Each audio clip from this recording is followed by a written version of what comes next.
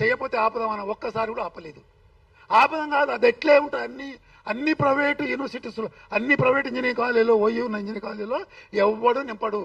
వాళ్ళు నింపితే వాళ్ళ ఇష్టం కోసం నింపుకుంటారు, మేము చెప్పినందుకు నింపరు. వాళ్ళకి ఏదో ఎవరన్నా ఒకరో ఇద్దరో మేనేజ్మెంట్స్ కొద్దిగా క్వాలిటీ ఎడ్యుకేషన్ ఇవ్వాలనుకుంటే మనం నింపుకోవాల్సింది, కానీ మా యొక్క పర్యవేక్షణ ఏం లేదు. ఇక మేము నింపలేదని ఏమనంటే గినా including Usman city suitcase బ్యాగులు వస్తాయి మా దగ్గరికి అంటే నాకు రావు, నాకు ఎప్పుడు రాలేదు. నేను అది పెద్దోని కూడా కాదు, ఓన్లీ బీఓ చైర్మన్. నేను ప్రిన్సిపాల్ కాదు, వైస్ ప్రిన్సిపాల్, డీన్ కాదు, లేకపోతే అకాడమిక్ ఆర్టిస్ట్లో నేను ఎప్పుడు పనిచేయలేదు. చెప్తున్నా అయిపోయా. లేకపోతే ఎందుకు ఉస్మాన్ యూనివర్సిటీలో ఎందుకు అట్లీస్ట్ ఉస్మాన్ యూనివర్సిటీకి జేఎన్టీ అంటే 300 కాలేజీలు ఉన్నాయి, వాళ్ళకి అడ్మినిస్ట్రేట్ చేయడానికి ఇబ్బంది అవుతుంది అనుకుందాం. అరే నీకున్నది ఉస్మాన్ కింద తిప్పి కొడితే 16 కాలేజీలు లేవు. నీ కాలేజీలు ఎందుకు మంచిగా లేవు? ఉస్మాన్ యూనివర్సిటీ నీ అడ్మినిస్ట్రేషన్ ప్రస్తుత గతంలో ఉన్నాయి కూడా, ప్రస్తుతం ఇంకా దిగజారింది, ఏమీ చేస్తలేరు. ఈ పరిస్థితుల్లో మేము టీచర్ల కోసం వచ్చింది. ఇవాళ టీచరు కంటతడి పెడుతున్నాడు, విద్యార్థికి పాఠం రావట్లేదు. ఇవాళ ఏఐలో క్లాడ్లో ఇట్లాంటి దాంట్లో రావాలంటే మన పిల్లలు గ్రామాల నుంచి వచ్చేటువంటి ఎస్సీ ఎస్టీ బీసీ మైనార్టీ పిల్లలకు వాళ్ళకు పాఠం మంచి చెప్తే కదా నేర్చుకునేది.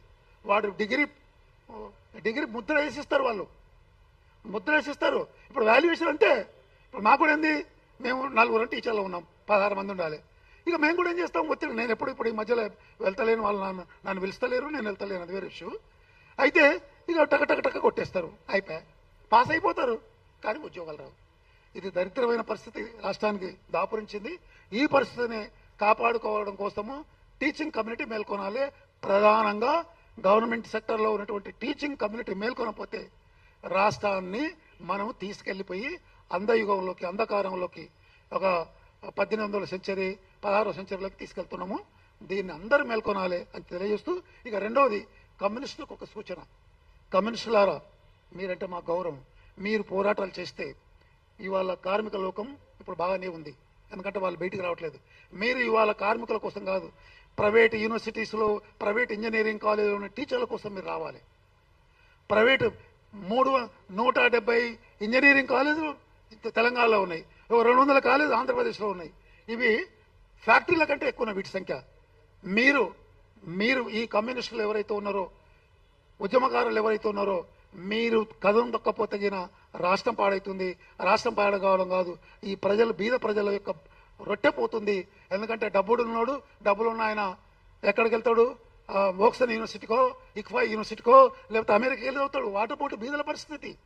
బీదలకు విద్య నాశనం చేసేసిండ్రు, అందట్లేదు. ఇది తెలుసుకొని కళ్ళు తెరుచుకొని కమ్యూనిస్టులు ఇక్కడ నుంచి విద్య పైన పనిచేయకపోతే ఇక మా అలాంటి వాళ్ళం ముందుకెళ్తాం. అందులో భాగంగా మా మిత్రుడు, మా పెద్దన్న పాస్ అని పెట్టి ఆయన బాగా పనిచేస్తున్నాడు. వాళ్ళ పెద్ద ఆర్గనైజేషన్ స్ట్రక్చర్ ఉంది. మేము అలాంటి వాళ్ళని కలిపేసి ఉద్యమాన్ని ముందుకు తీసుకెళ్ళడానికి మేము ఆలోచన చేస్తాము. కమ్యూనిస్టులకు ముందు అవకాశం ఇస్తున్నాము. మీరు లేకపోతే మేము మీ స్పేస్ను మేము ఆక్యుపై చేస్తాము. Thank you.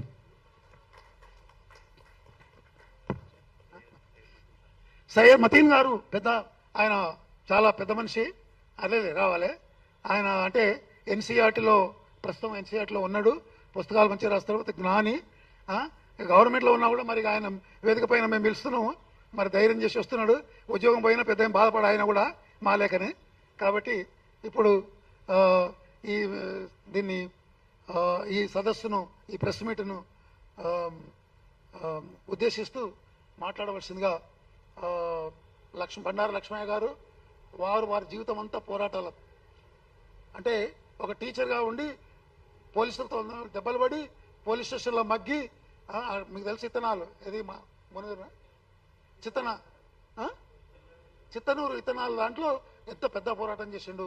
రాష్ట్రంలో మిగతా మొత్తం ఆగినా కానీ అక్కడ ఆగలేదు, అంత పెద్ద పోరాటం చేసిండు, చాలా కష్టాలు పడ్డాడు. ఆయనను కూడా మేము అక్కడ తీసుకెళ్తే మేము మొగ్గంజా కాలేజీకి మేమంతా వెళ్ళినాం. వెళ్తే ఆయన నోరు మూసుకుంటాడు. ఆయన అరే ఎట్లా అంటావు నువ్వు నోరు మూసుకో, ఒక టీచర్ ఇట్లే నోరు మూసుకో అన్నాడు. ఏం చేయాలో మాకు అర్థం కాలేదు. ఇప్పుడు మమ్మల్ని అంటే పోలీసులు ఇవ్వండి అంటారు, పోలీసులు ఇస్తారా లేకపోతే వాళ్ళ మనుషులు ఇస్తారు అంటే ఇట్లా. ఆ రోజు మేము చాలా తగ్గి ఆయనను రిక్వెస్ట్ చేసుకొని మాట్లాడుచున్నాము. వారు మాట్లాడవలసిందిగా కోరుతున్నాం.